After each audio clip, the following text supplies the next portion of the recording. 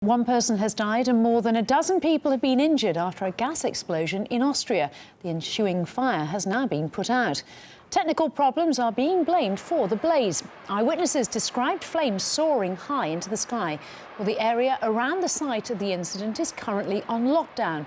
The blast reportedly took place at a pumping station along a gas line. Well, RT's Polly Boyka has been following the story and joins me live now. Well, hi there, Polly. So what more do we know?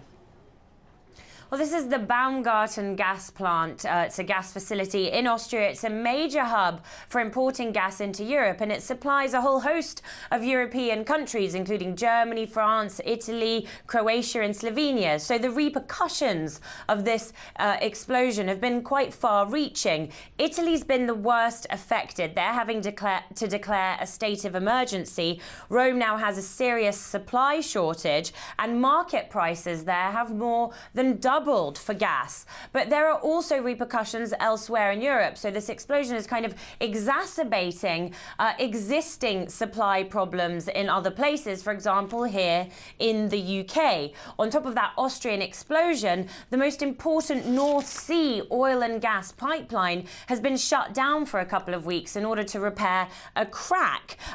So that's affecting that as well. And on top of that, there's also a severe cold snap that's paralysed much of the country, and gas is very much in demand. So prices for suppliers have increased, they've surged, and there are fears now that that price increase could be passed on to consumers here in the UK, which would be a very bitter pill for people to swallow here at this time of year. So this perfect storm of just three variables goes to show you just how vulnerable the energy supply to Europe is at times like this. Now, the issue with the Austrian facility specifically, where that explosion was, is that it's the main entry point for Russian gas into Europe. Russian gas accounts for about a third of the overall gas supplies on the continent, and there had been a new pipeline in the pipeline, the Nord Stream 2.